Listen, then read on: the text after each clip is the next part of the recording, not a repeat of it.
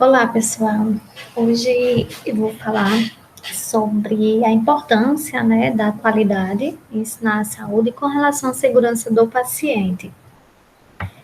Então, eu vou falar um pouquinho, ter um momento introdutório. Vou falar sobre os atributos dos cuidados de saúde e nesses atributos a gente inclui genericamente essa questão da segurança do paciente. Falarei da segurança do paciente em si, Vou também abordar sobre o que se denomina rede sentinela, as principais iniciativas voltadas para essa instituição, da segurança do paciente nas redes de atenção à saúde.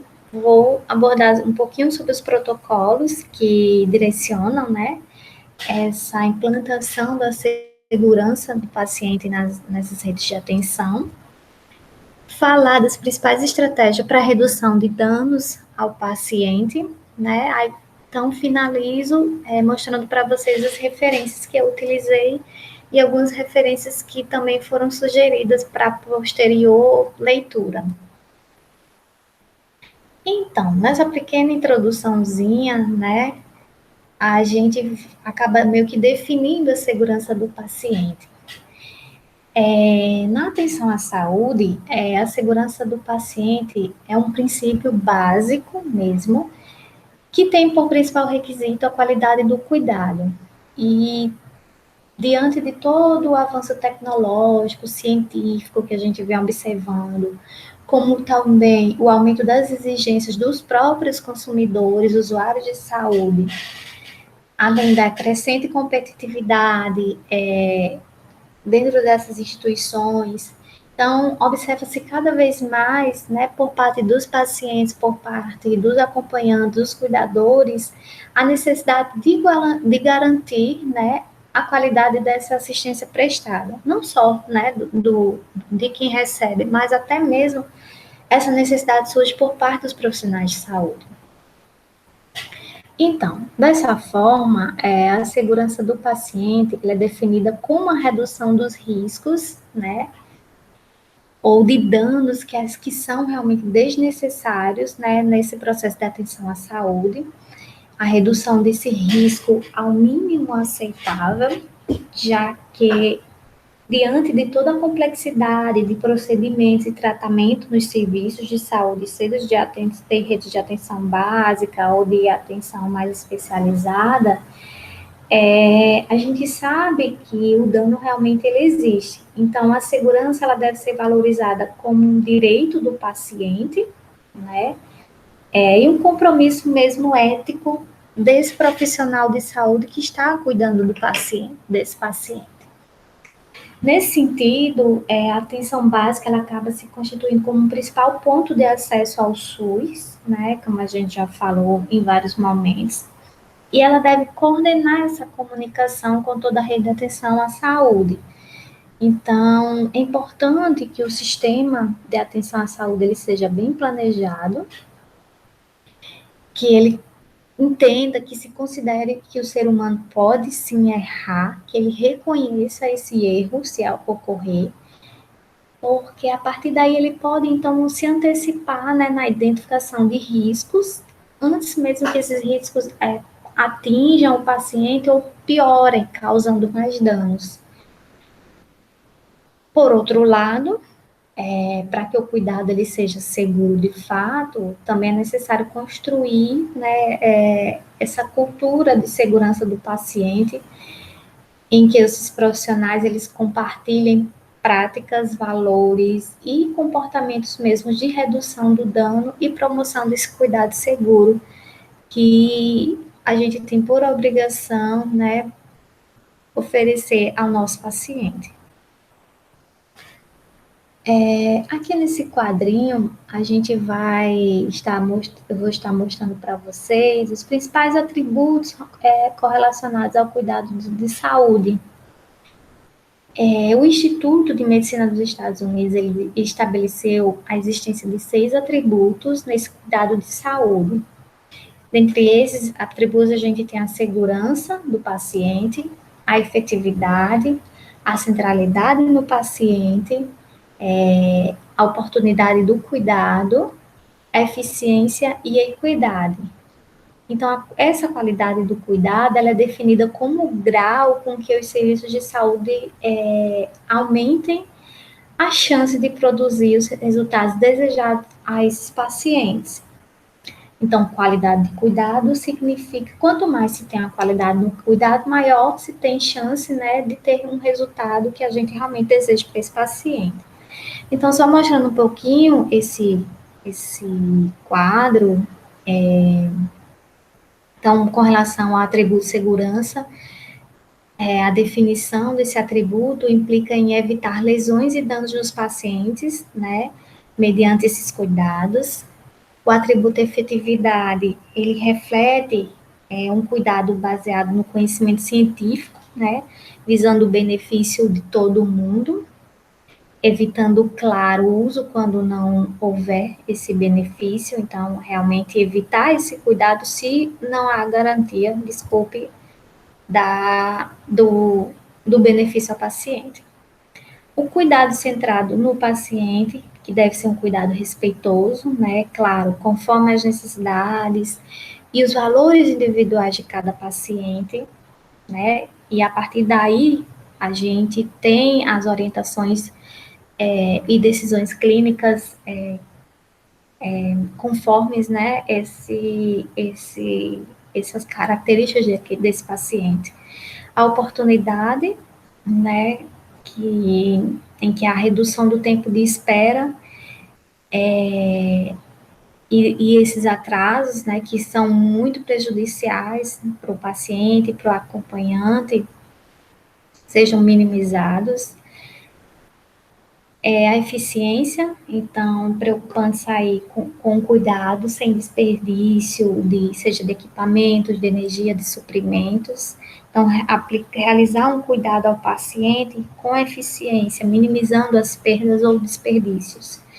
E a equidade, né, que se refere à qualidade do cuidado, o qual independe de características. Então, é obrigação do cuidador, do profissional de saúde, oferecer um cuidado ao paciente, independente do seu gênero, etnia, localização geográfica, né, o local onde mora e condição socioeconômica.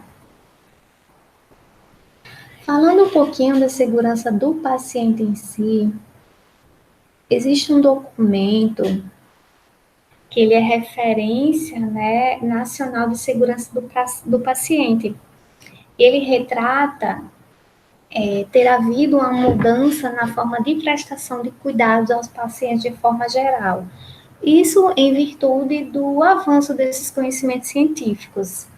Então, o cuidado da saúde, que antes ele era simples, menos efetivo e relativamente seguro, ele passou a ser mais complexo, mais efetivo, entretanto, potencialmente perigoso.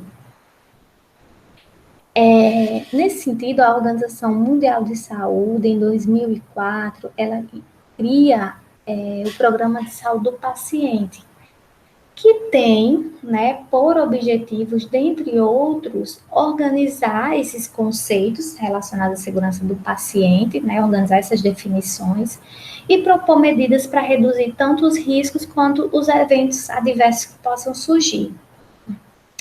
Então, dessa forma, a segurança do paciente, ela se tornou um movimento internacional, uma vez que ele realmente trata dessa contribuição do processo de comunicação efetiva na saúde. A partir daí, foi desenvolvida a Classificação Internacional de Segurança do Paciente, né, que trata aí da qualidade do cuidado e da segurança do paciente. Nesse quadro 2, eu mostro para vocês os principais conceitos chaves de classificação internacional de segurança do paciente proposto pela Organização Mundial de Saúde. Então, há uma definição, né, claro, do que seja paciente. Em primeiro lugar, o paciente é uma pessoa que recebe o cuidado de saúde, sendo este cuidado definido como serviços recebidos por indivíduo ou por comunidade para promover, para manter, para monitorar ou restaurar a saúde do indivíduo. A gente tem também a definição da segurança, do que é a segurança do paciente, né, que se refere à redução ao mínimo aceitável do risco, né, ou dano desnecessário associado aí ao cuidar do outro, ao cuidado de saúde. Temos também o que se chama de incidente de segurança do paciente, ou somente incidente, que se refere ao evento ou circunstância que poderia ter resultado ou que acabou resultando em um dano desnecessário a esse paciente. Temos a definição de incidente sem dano, né, que é um evento que surgiu, que atingiu o paciente, mas não causou um dano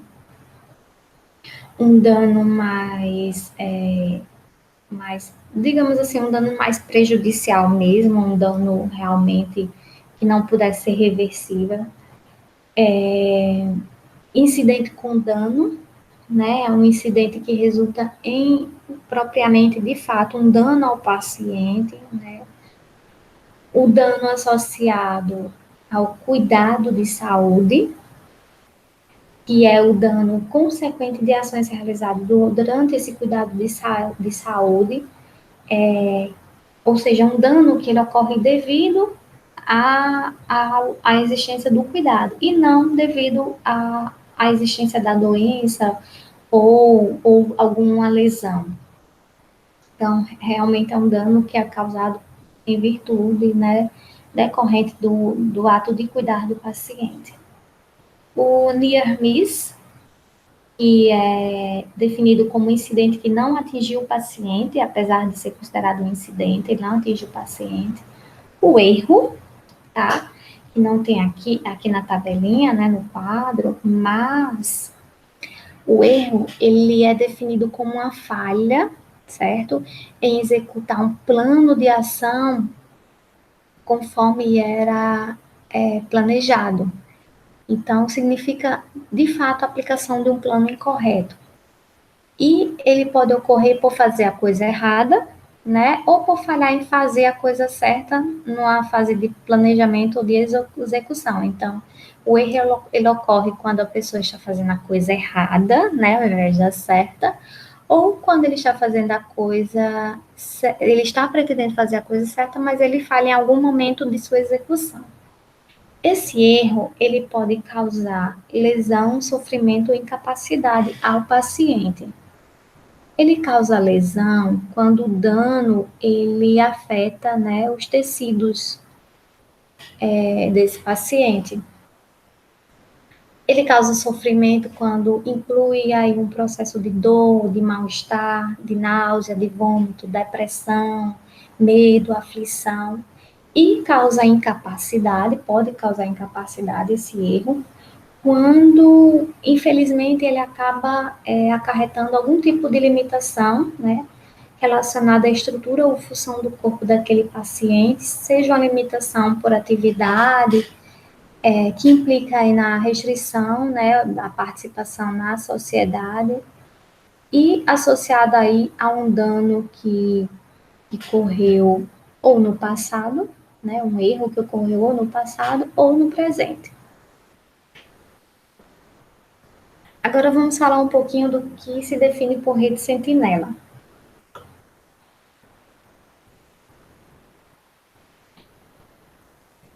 Existem algumas iniciativas específicas no campo de segurança do paciente, e dentro dessas iniciativas a gente tem o que se chama de rede sentinela.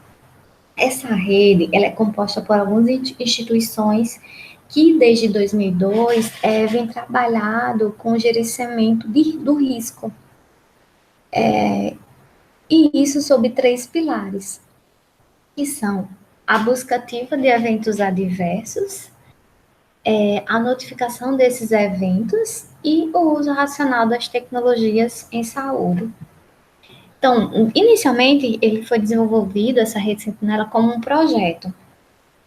E esse projeto, inicialmente, ele era voltado para os hospitais públicos, filantrópicos ou privados, né, que fossem ou de média ou de alta complexidade, e que pudessem desenvolver atividades no sentido de fortalecer a vigilância pós-uso de produtos, funcionando aí como um observatório no uso das tecnologias para o gerenciamento de riscos à saúde.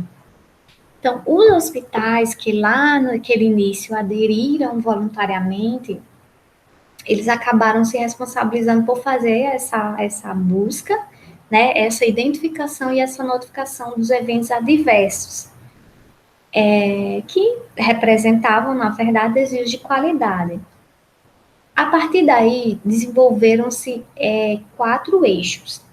O primeiro eixo diz respeito à prioridade para o gerenciamento de risco em 3 áreas, que eram a área de medicamentos, sangue e produtos para a saúde, né? Aqueles relacionados a ações de farmacovigilância, de hemovigilância e de tecnovigilância. O segundo eixo se referia ao uso racional de medicamentos, o terceiro ao uso racional de outras tecnologias em saúde, e o quarto, né, na qualidade desse serviço sentinela. Após essa fase de projeto,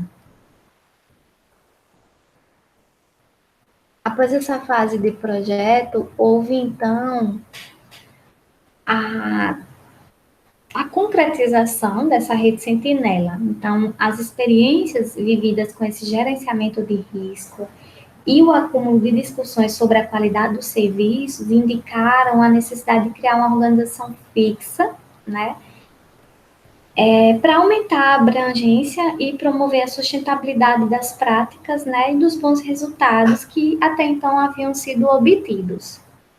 Então, a partir de 2011, as instituições que desejaram a partir daí participar dessa rede sentinela, além de terem que criar uma gerência, né, uma rede de gerência de risco, elas também, a partir daí, precisam apresentar, né, uma política, exige que se apresente uma política de gestão de risco, que descreva as estratégias para identificação, para avaliação, para monitoramento e para comunicação, né, onde se aborda esses riscos. E ainda é necessário que essas instituições demonstrem como ocorre a integração dessa sua gerência de risco com outras instâncias, né, que lidam com outros tipos também de risco, como, por exemplo, comissões de controle de infecção, núcleos de epidemiologia, entre outros. Então, resumindo, a rede Sentinela ela serve para quê? Ela capacita as instituições com relação à gestão de risco e de segurança do paciente, no que se refere a metodologias como planejamento, monitoramento, comunicação de eventos adversos e dos riscos em saúde. Ela tem como principal objetivo fortalecer as ações de vigilância sanitária, né, e a busca contínua de uma gestão do risco sanitário, eficiente, né, que essa gestão ela seja eficiente, pensando aí no desenvolvimento da qualidade e do aprimoramento de práticas seguras nos serviços de saúde de modo geral. Dentro desse aspecto, tá, a Fiocruz desenvolveu um portal que se chama Proqualis, né, que tem até aqui o endereço. Esse portal foi lançado em 2009 e é uma iniciativa que tem seu destaque devido ao seu importante papel na disseminação do conhecimento, né, nessas áreas de informação clínica e de segurança do paciente. Então, a Fiocruz desenvolveu esse portal nesse período, né, pensando aí em realmente abranger esse conhecimento no que se refere à implantação de protocolo, de políticas de segurança do paciente. Nessa mesma perspectiva, aqui só repetindo, tá? O Propolis, né, que foi lançado, então nessa mesma perspectiva, o Ministério da Saúde, em 2013, ele instituiu o Programa Nacional de Segurança do Paciente e teve como objetivo contribuir para a qualificação desse cuidado em saúde, e isso em todos os estabelecimentos do território nacional, sejam eles que fossem públicos ou privados, claro, de acordo, né, com a prioridade dada à segurança do paciente na agenda política dos Estados-membros da Organização Mundial de Saúde, como também obedecendo à resolução aprovada durante a Assembleia Mundial da Saúde, né, na sua edição, né, de número 57. Então, neste momento foram definidos digamos, os principais objetivos específicos desse Programa Nacional de Segurança do Paciente. Então, como primeiro objetivo está a promoção e o apoio à implementação de iniciativas voltadas à segurança do paciente nos estabelecimentos de saúde. Como segundo objetivo, a gente tem o envolvimento, a importância do envolvimento de pacientes e de familiares nesse processo de implementação do cuidado à saúde. No terceiro item, a gente tem a ênfase, né, que deve ser dada na ampliação do acesso, né, à sociedade como um todo, às informações relativas à segurança do paciente. Então, é importante que o cuidador, o acompanhante, ele seja muito bem informado, né, no que se refere ao seu cuidado de saúde. O quarto item, né, que se refere à produção e difusão de conhecimento sobre a segurança do paciente. E o quinto, né, que se refere à inclusão do tema de segurança do paciente nos ensinos, tanto ensinos técnicos de graduação, de pós-graduação, na área da saúde. Então, dessa forma, o Plano Nacional de Segurança do Paciente, ele acaba nos mostrando 4 eixos, que seriam o estímulo, né, a uma prática assistencial segura, o envolvimento do cidadão na segurança, né, na sua segurança, no seu cuidado, a inclusão do tema segurança do paciente no ensino superior, né, seja técnico ou de graduação ou pós-graduação, e o incremento da pesquisa científica com relação a esse tema. Aqui no quadro 3, a gente acaba abordando, né, esses conceitos que se referem à cultura de segurança do paciente. Então, a gente tem a cultura na qual todos os trabalhadores, incluindo, né, claro, os profissionais de saúde, os gestores, eles assumem a responsabilidade pela própria segurança do paciente. A cultura que prioriza a segurança acima de qualquer coisa, inclusive de metas financeiras e operacionais. A cultura que encoraja a recompensa, a identificação, a notificação e a resolução dos problemas relacionados à segurança desse paciente. A cultura que, a partir da ocorrência de incidentes, promove o aprendizado organizacional para que sejam evitados esses incidentes. E a cultura que proporciona recursos na estrutura e responsabilização para a manutenção efetiva da segurança desse paciente.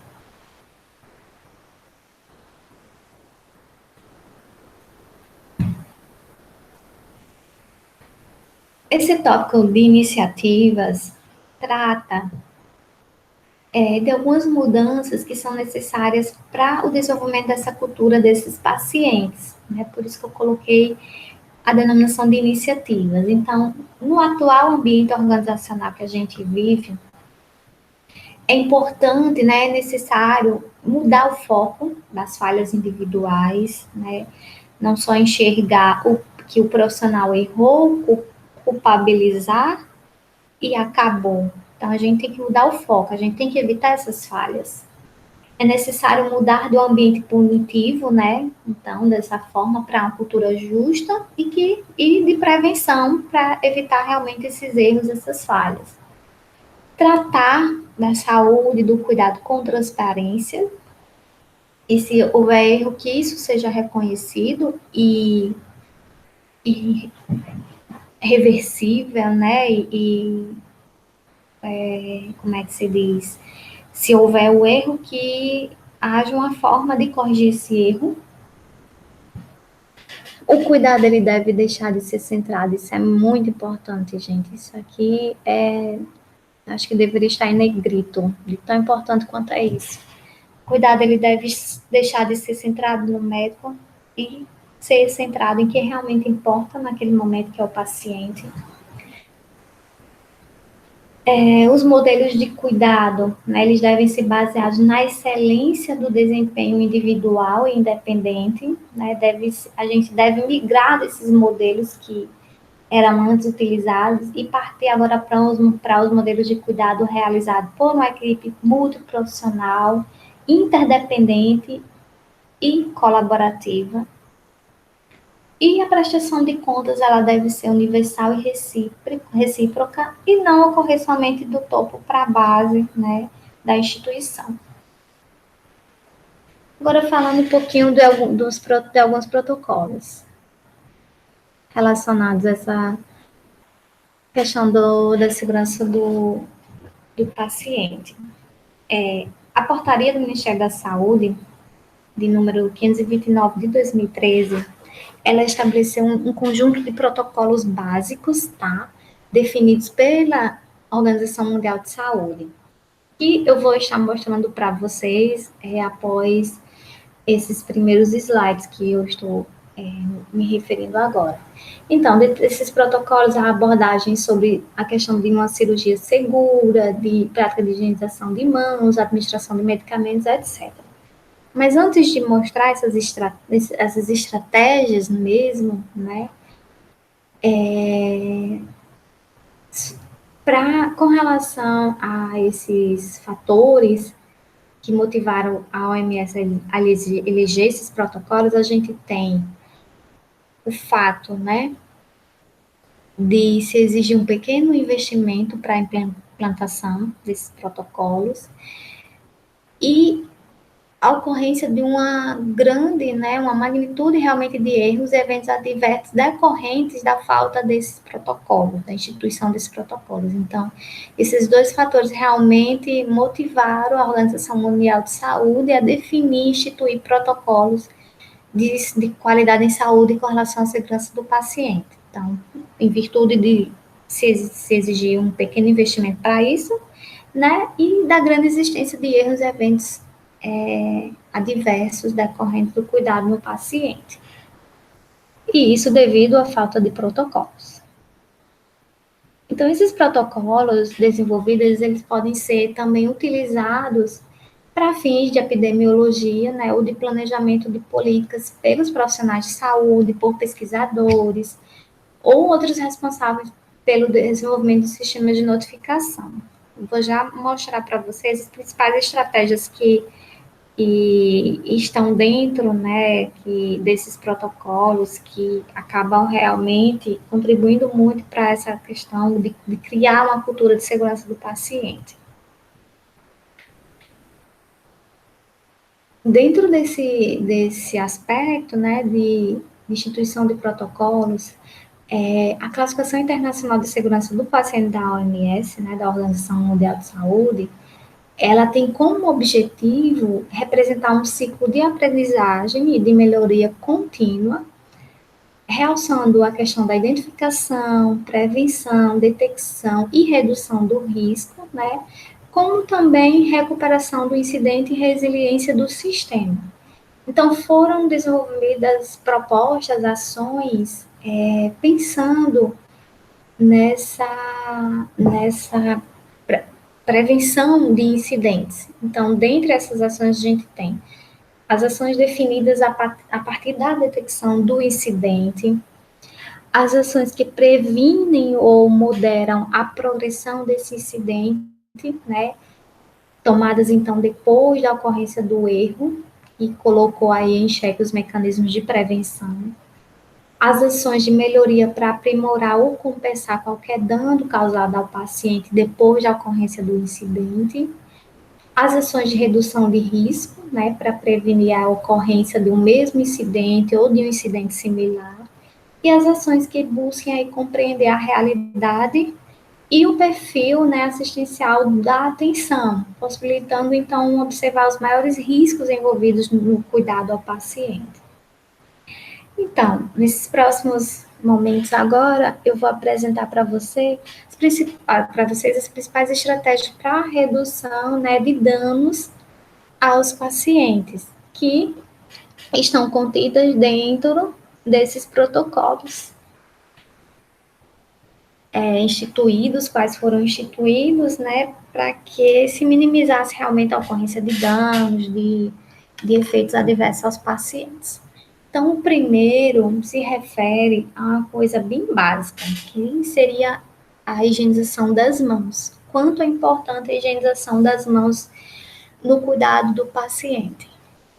Então, a Anvisa, ela adota as recomendações da Organização Mundial de Saúde e principalmente com relação a 5 momentos para a higienização das mãos. Então, aqui na figurinha a gente tem, dentro desses 5 principais momentos, o primeiro seria o antes de contato com o paciente, né? Então, é importante higienizar as mãos. Antes da realização de qualquer procedimento, né? É importante que, de qualquer procedimento que deva ser aséptico, higienizar novamente as mãos. Após o contato com o paciente também, após o risco de exposição a algum tipo de fluido corporal do paciente, também é muito importante essa questão da higienização das mãos, como também a asepsia, que seria o uso do álcool, né, o álcool em gel a 70%, associado aí a essa higienização das mãos. E após o contato com as áreas próximas ao paciente, também é importante esse cuidado com a higienização das mãos. Aqui está a figurinha representando, né, todas as fases, etapas que a gente deve seguir nesse processo de higienização das mãos, né, que tem uma técnica, não é só passar água na mão, um sabonetinho, um sabonete antisséptico, higienizou e acabou. E, além disso, né, obedecer esses passos, também complementar, né, com o uso do álcool em gel a 70%. Isso dentro desse cuidado, né, ao paciente. Uma outra estratégia também importantíssima, principalmente nos hospitais, né, aqueles pacientes que estão em leitos, seria a identificação do paciente. Então, recomenda-se que sejam adotados ao menos 2 identificadores, né, para o paciente. Como exemplo, a gente tem nome e data de nascimento, mas pode ser também nome e prontuário do paciente. Então, isso dificulta, né, os erros, seja da administração de medicamentos, seja de realização de exames, erros de trocas de pacientes. E só uma observação, o uso das pulseiras de identificação acaba sendo muitas vezes um sistema que apresenta limitações, né, uma vez que são colocadas informações incorretas, ou muitas vezes os pacientes apresentam-se sem pulseiras, né, como também às vezes há uma falta de padronização do código de cores dessas pulseiras. Então, às vezes, confia-se no uso da pulseira e muitas vezes há limitações, né, devido a falhas no uso dessas pulseirinhas. É importante também, como terceira estratégia, né, que haja uma comunicação efetiva. Então, deve-se estabelecer estratégias de educação permanente, né, para a utilização de instrumentos de comunicação, isso tanto pode ser prontuários ou eletrônicos, ou prontuários mesmo de papel, ou relatórios. Então, é importante que os profissionais de saúde eles sejam capacitados, né, para aprimorar mesmo a comunicação entre o paciente e entre o acompanhante, visando aí prioritariamente a participação desses indivíduos no cuidado mesmo desse paciente. Prevenção de queda é um item, uma estratégia muito importante. Então, basicamente, para tornar o ambiente seguro, o cuidado com a altura da cama do paciente, então ele deve sentir o seu pé no chão quando for descer da cama, e essa descida ela deve ser segura. O ambiente onde esse paciente vive, né, ele deve ser organizado, ter uma boa iluminação, evitar objetos no meio desse espaço. Então, esses objetos devem ser guardados no local onde o paciente saiba onde está, né, e que seja de fácil acesso. O piso, ele deve ser antiderrapante, né, deve estar limpo, né, evitar umidade. As camas ou macas, elas devem ter grades de proteção se for necessário. Os banheiros e a área de deambulação devem ser providas de barras de apoio, evitar, como na figurinha, tapetes, né, que não sejam antiderrapantes. E, em algumas situações, até mesmo é necessário o uso de cinto de segurança nas cadeiras de rodas. Com relação a algo que ocorre muito também, principalmente naqueles pacientes acamados, sejam eles idosos ou não, surge, né, a questão das úlceras por pressão, que eu até já realizei uma web, né, sobre essas úlceras por pressão. Então, como evitar de forma geral? Né? Procurar utilizar um horário de banho e nesse momento do banho avaliar as condições da pele do paciente, não só banhar por banhar o paciente, né? Observar cada partezinha do corpo, como é que está a pele, proteger a pele desse paciente do excesso de umidade, do excesso de ressecamento, né? E muitas vezes os dispositivos como catéter, sonda ou dreno acabam prejudicando, ferindo a pele desse paciente. Procurar hidratar a pele dele. Evitar a massagem para prevenção de úlceras, manter os lençóis dele sempre secos e sem saliências, né? Sem aquelas dobrinhas, porque às vezes acaba até machucando. Utilizar os colchões adequados, muitas vezes se utilizam colchões de casca de ovo, né? Mas isso aí vai depender de cada paciente, de cada situação. Proteger as áreas corporais de risco, né? Que as principais áreas de risco para desenvolvimento de úlceras por pressão são as proeminências ósseas. Se preocupar sempre em reposicionar o paciente. Então, aqueles pacientes de alto risco para úlcera de pressão, eles devem ser reposicionados a cada 2 horas, né? Então, estabelecer, né, os horários para reposicionar esses pacientes e, se possível, utilizar alguns recursos nesse reposicionamento, como o trapézio, né?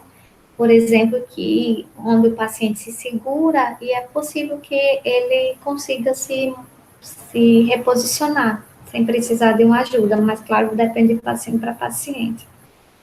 Lembrar que o decúbito elevado acima de 30 graus ele favorece a formação da úlcera. Alternar sempre que possível, né? Se o paciente conseguir se sentar, alternar período do leite, período na poltrona. E, principalmente isso aqui, né, nos diz respeito ao parto nutricional, estimular e avaliar, claro, sempre, a aceitação da dieta dos pacientes, seja por via oral ou terapia enteral ou parenteral. E administrar a suplementação, que eu não coloquei aqui, mas administrar a suplementação se for necessário, que muitas vezes é o caso, na maioria das vezes é o caso. Até mesmo para ajudar a tratar essas feridas, que normalmente elas ocorrem. Então, necessário é a administração de suplementos alimentares. Também um outro ponto, como estratégia, é a administração segura de medicamentos. Nesse aspecto, deve-se ficar muito atento na leitura do rótulo.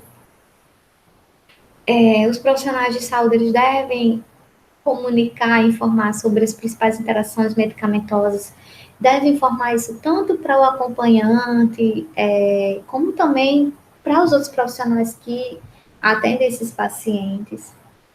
Uma coisa interessante é que a administração dos medicamentos, ela deve seguir uma regrinha que se chama de 30 minutos, que seria, caso esquecimento, a administração do medicamento ela pode ocorrer 30 minutos antes ou 30 minutos após o horário, né, em que ela deveria ter ocorrido.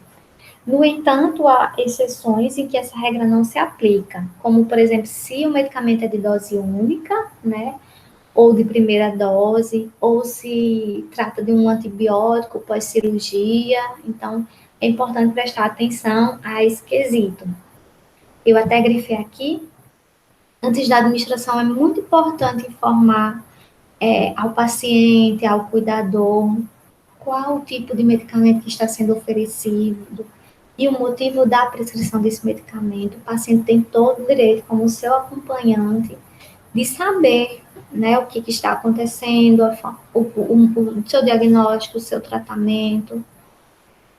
Então, ele deve ser esclarecido, né, e se ele decidir se recusar ao medicamento, né, ele tem todo o direito, se mudar de ideia, esse medicamento for realmente, novamente, tentar ser administrado. É importante sempre que o profissional de saúde ele registre, né, o horário de oferta do medicamento, sendo ele aceito ou não pelo paciente. E esse medicamento ele deve ser, como eu já falei, né, oferecido nos horários prescritos, né? Isso é obrigatório. Outra coisa muito importante, a prescrição, né, a receita de medicamento do paciente, a prescrição ela deve ser legível. É importante que os profissionais, principalmente médicos, tenham essa consciência do quanto é importante que se tenha uma letra legível, porque muitas vezes o farmacêutico ou o balconista não entende aquela letra e às vezes pode até trocar a medicação achando que é uma sendo outra. Então, é imprescindível que se prescreva uma receita de forma legível, né? O que ao menos explique bem direitinho a receita desse paciente. E isso dificilmente acontece. Os médicos não têm paciência, não têm a noção, né,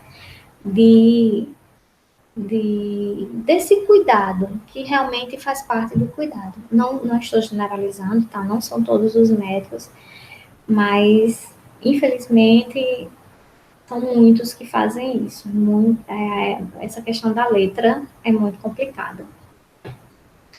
Então, é importante que médicos e outros profissionais de saúde também, não só médicos, que tenham esse hábito, né, de não se preocupar com a legibilidade da letra, comecem a pensar nisso, que isso já faz parte do cuidado para com o paciente. Então, só reforçando aqui a figurinha, né, nessa questão da administração segura dos medicamentos, é importante que se esteja oferecendo a medicação ao paciente certo, né?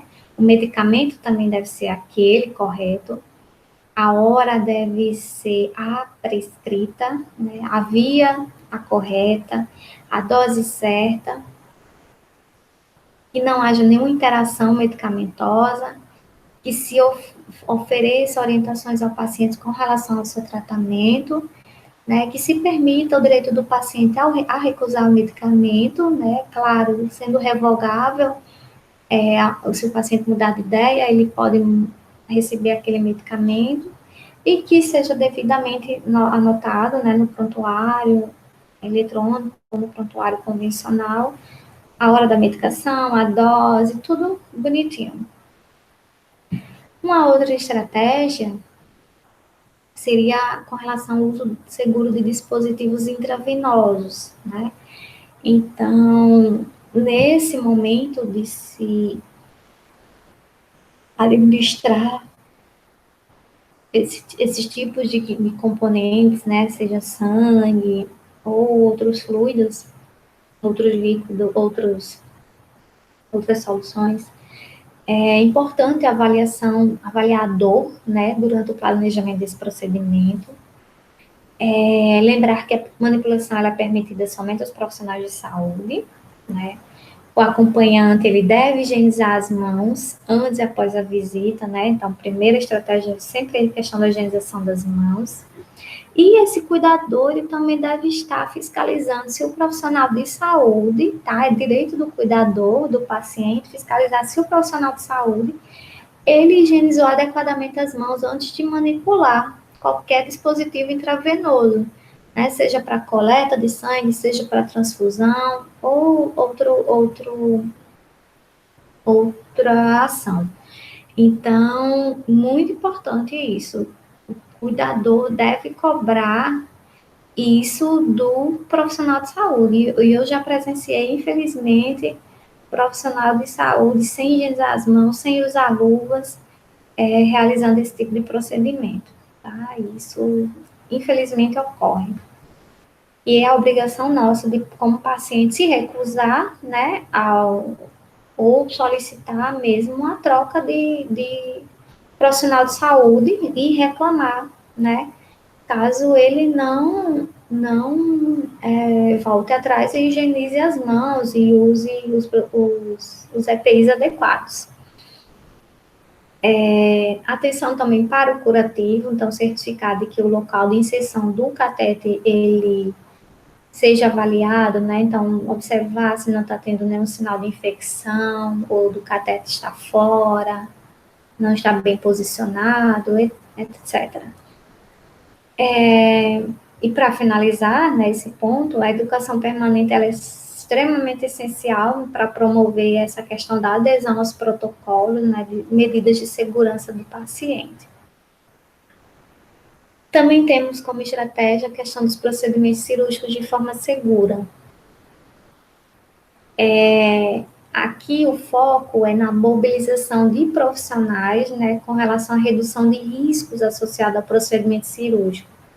Então, foram divulgadas diretrizes, né, e listas de verificação adaptadas a essas particularidades do serviço.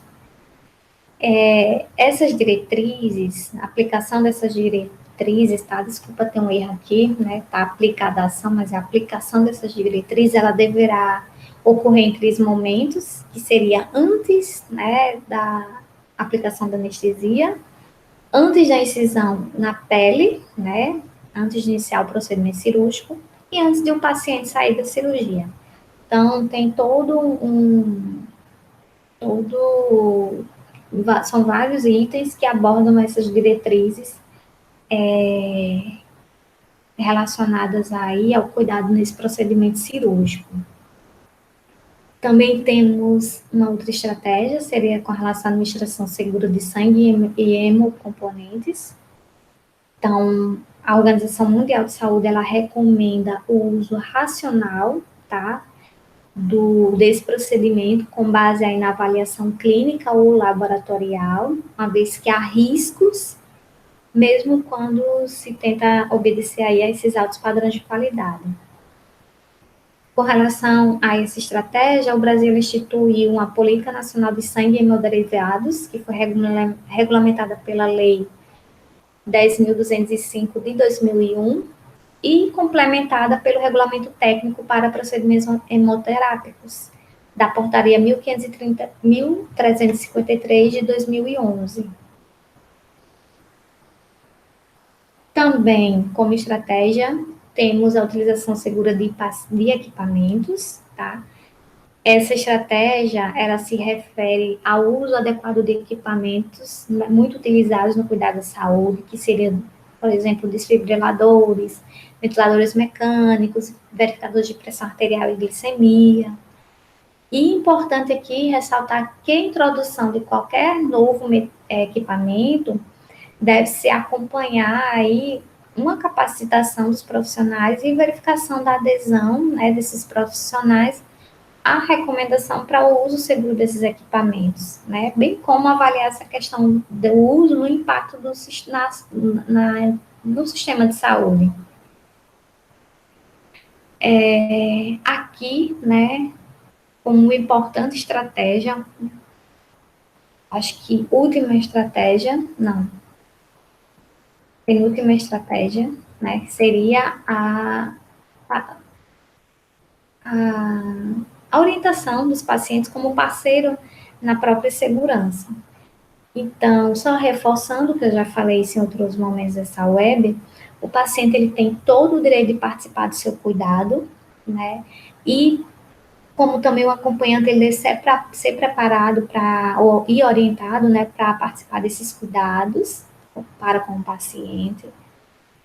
O profissional de saúde ele deve valorizar a comunicação com os pacientes, ouvindo sempre suas preocupações, suas angústias, acalentando, como é que diz? Demonstrando cuidado realmente com esse paciente, atenção para suas preocupações. Importante que ele utilize uma linguagem de fácil compreensão, né, conforme a educação daquele paciente, o grau de instrução. Isso é muito perceptível na hora de conversar com o paciente. É interessante que se preserve o sigilo das informações, que se estimule do paciente, do acompanhante, né, a questão de tirar dúvidas, para que ele não fique com mais anseios, né, do que já a própria situação que ele está vivenciando ali acaba causando. E essa parceria com o paciente, ela acaba contribuindo, né, para um cuidado melhor, evita-se mais erros, mas só reforçando, né, que a segurança desse paciente é de inteira responsabilidade do profissional de saúde. Por fim, como última estratégia, a gente tem a formação de profissionais da saúde, né, para o cuidado seguro.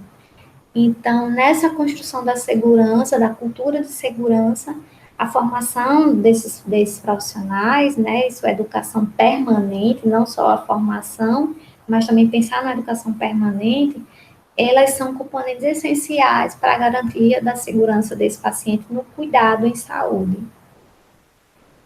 Então, gente, para concluir, esses passos, né, de cuidado desses pacientes, de segurança desses pacientes, são muito importantes, esses passos são muito importantes, porque acabam nos mostrando padrões e tendências com relação à segurança desses pacientes, e nos faz enxergar a importância de priorizar uma aprendizagem contínua, né, e de indução do enfrentamento desses problemas que muitas vezes são deixados de lado.